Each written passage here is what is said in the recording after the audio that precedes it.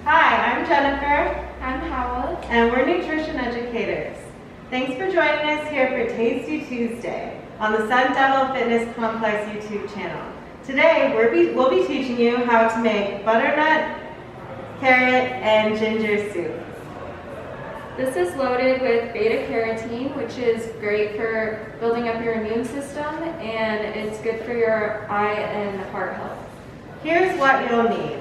1 medium butternut squash, 2 cups carrots peeled and chopped, 1 yellow onion or shallot finely diced, 2 tablespoons of olive oil, 1 tablespoon of fresh ginger peeled and grated, 2 cloves of garlic crushed, 4 cups of chicken or vegetable broth, a 1/4 teaspoon ground nutmeg, a 1/4 teaspoon sea salt, and a 1/4 teaspoon ground pepper. Let's get started. Okay. First thing you want to do is set your oven to 375 and start preheating.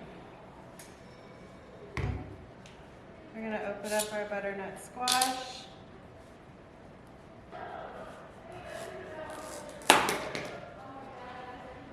I like to cut the bottom and the top off first. That makes it flat, and so it's a lot easier to cut into.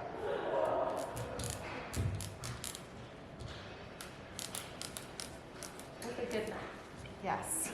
Okay. Then I cut in half, and I'm going to remove the seeds in the middle. All right.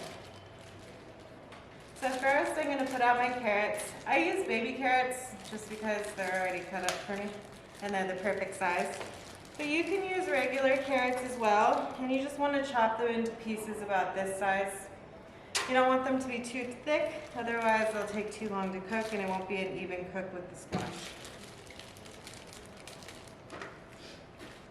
And then I'm going to chop up the squash and just put it right on the pan with the carrots. You don't have to do that, you can do it separately, but it will make the squash cook a lot faster if you cut it up into pieces first. And I just chop off the peel on the outside.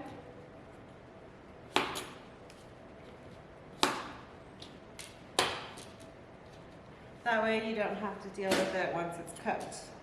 It can just go straight into the pan.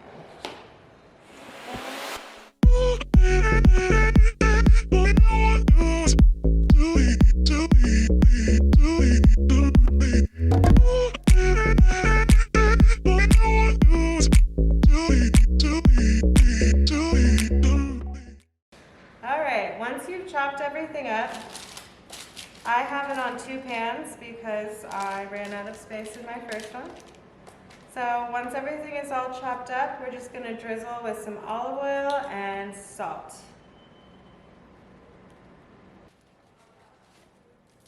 And a little bit of pepper if you'd like, you don't have to.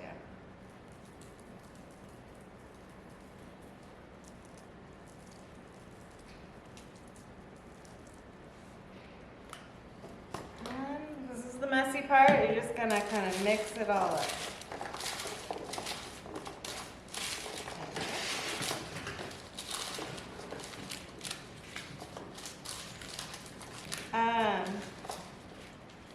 I think aluminum foil can burn a little bit easier. It gets hotter.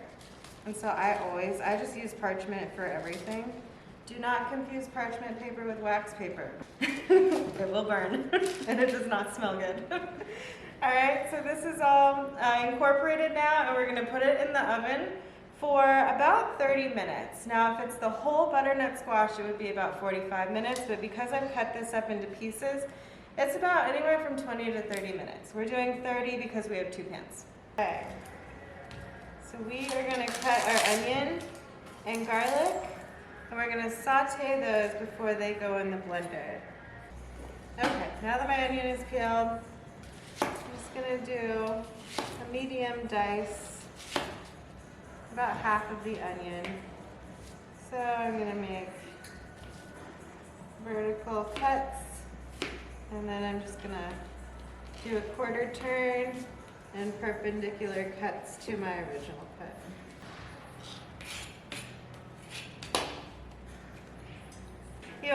put your olive oil in just before the onion. Without anything inside the pot, the olive oil can burn and it doesn't taste very good. So I do just enough olive oil to cover the pan. And then I put my onion in. And Hawa will be stirring it for me. So this particular garlic bulb came with a lot of little cloves in it. So I am using 6 instead of 3. But it's really up to you. If you like garlic, you can use more. If you don't like it as much, you can use less. I happen to like garlic a lot. It's good in soup. It is really good in soup. And Hawa is stirring these onions. She's waiting for them to get to a translucent look, which looks like they almost are there. It usually takes about 2 to 3 minutes on medium heat for your onions to get cooked through. Get the rind off of the garlic.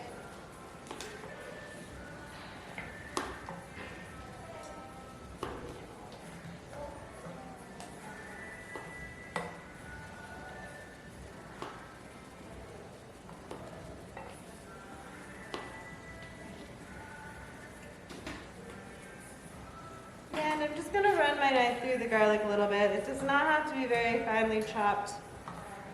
Just remember that this is going to go into a blender at the end after it's cooked, so you don't have to worry about it being really small. Okay, I'm going to put that in.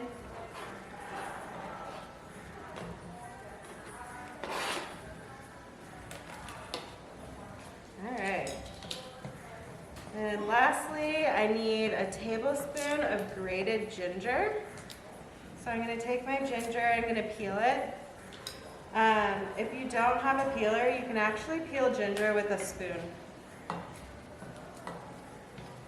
Alright, I'm going to start grating my ginger, and I'm going to use the largest holes right here. And I'm just going to do a nice little chop through. Make sure everything's even. I'll put that right in with your onion and garlic. And we'll stir this for another couple of minutes. And then pull it out and put it in the blender. Okay? Now that that's been simmering for a few minutes, I'm just going to put some vegetable stock in here. And bring that to a boil. Okay? So now that my butternut squash and carrots are out of the oven and I have my aromatic liquids with the onion, the garlic, and the ginger, I'm ready to put this in the blender.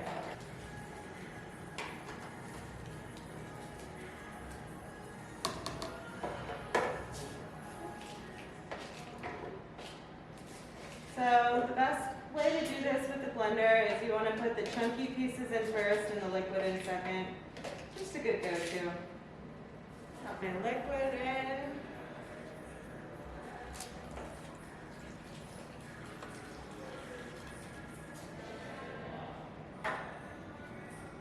And I'm going to start with this, and then I'll slowly add more vegetable stock. And you just kind of keep adding vegetable stock until it's the consistency that you like.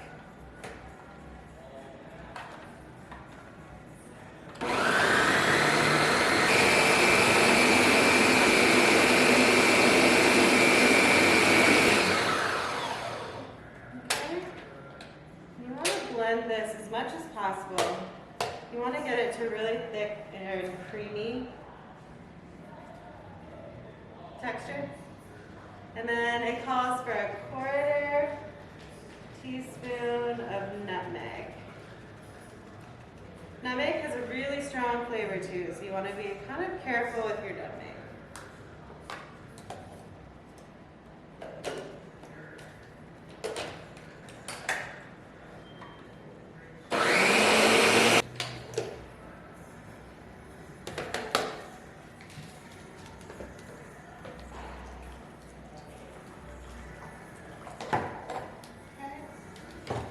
So I poured about half out, and I'm going to use the remainder of my vegetable broth.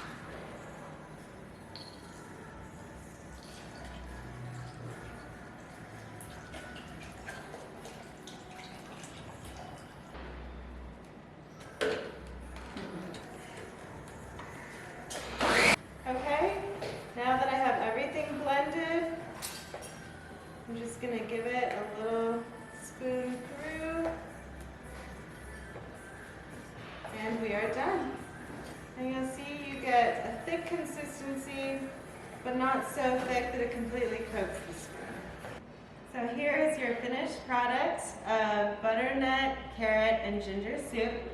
Thanks for joining us here on Tasty Tuesday on the Sun Devil Fitness Complex YouTube channel.